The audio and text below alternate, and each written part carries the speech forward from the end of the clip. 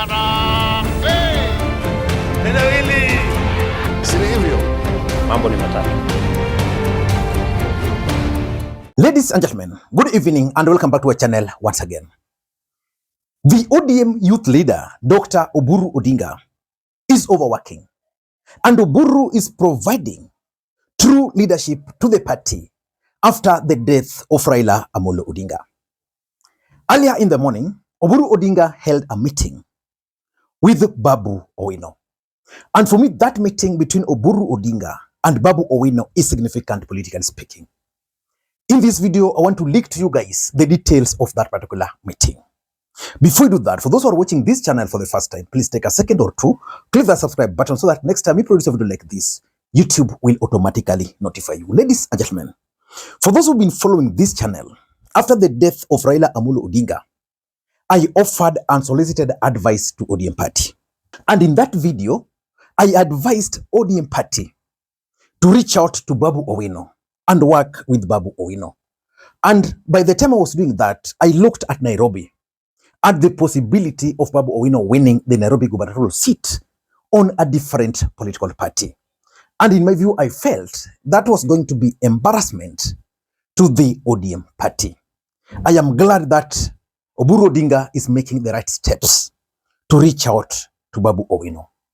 The next person OBURU ODINGA should work very closely with is none other than Edwin Sifuna. Because let's face the reality. In ODM party, those two individuals, Babu and Sifuna, can actually lead a rebellion against ODM party if they wanted to. But let's assume they will not do that. Let us focus on the details of this meeting. What was discussed in this particular meeting? The first thing which was discussed at this meeting is actually the unity of the party post Raila Odinga. In ODM party, Raila Odinga was the uniting factor. Edwin Sifuna would go that direction. Babu Owino would go that direction. Gladys Wanga that direction. And others would also go that direction. But at the end of the day, they all came around Raila Odinga. With the death of Raila Odinga, it was expected that these two different camps were going to pull in different directions. Because OBURU ODINGA was in the camp which was fully for pro-William Ruto's re-election. OBURU is now proving everybody wrong. He's reaching out to Babu Owino. By reaching out to Babu Owino, it's about the unity of ODM party.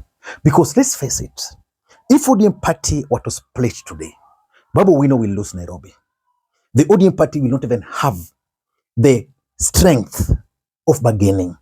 They'll actually be ignored. So for me, the unity is what was discussed here, and for me it's significant.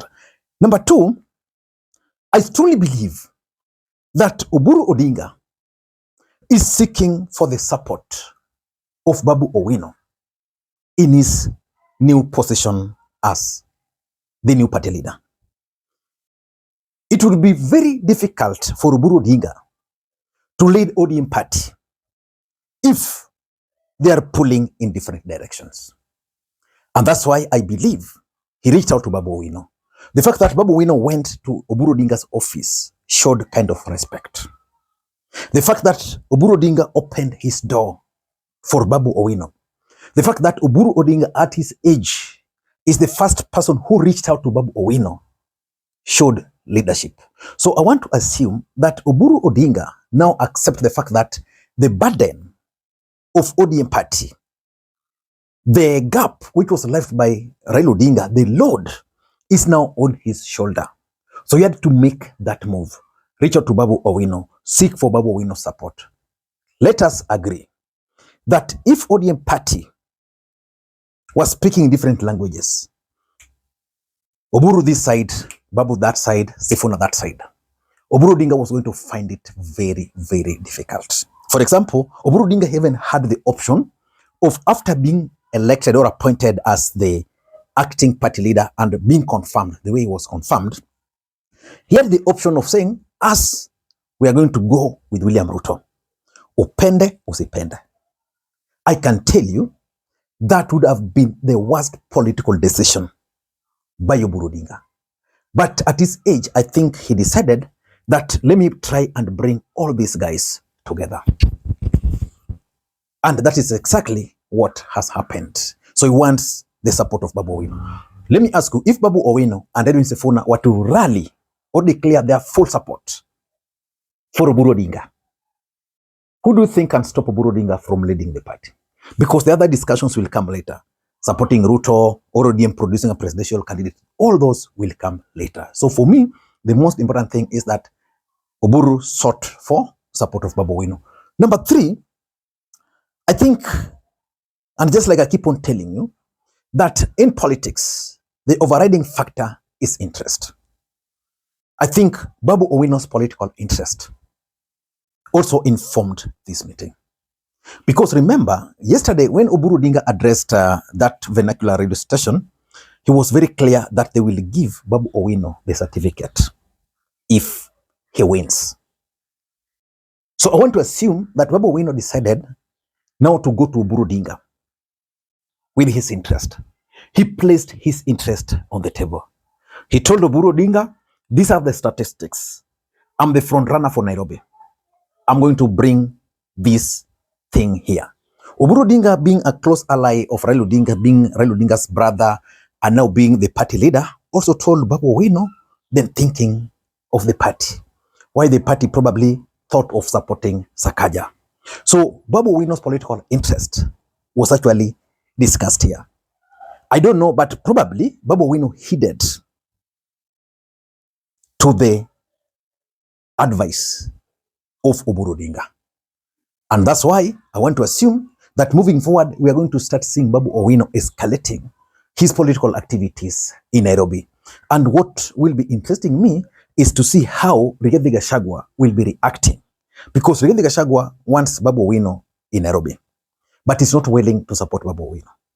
He wants a Kikuyu or someone from Mount Kenya to actually be the next governor for Nairobi. That was going to complicate the equation for Babu Owino, if you were to ask me. So Babu Owino, in my view, his political interest was sorted during this meeting. And number 4,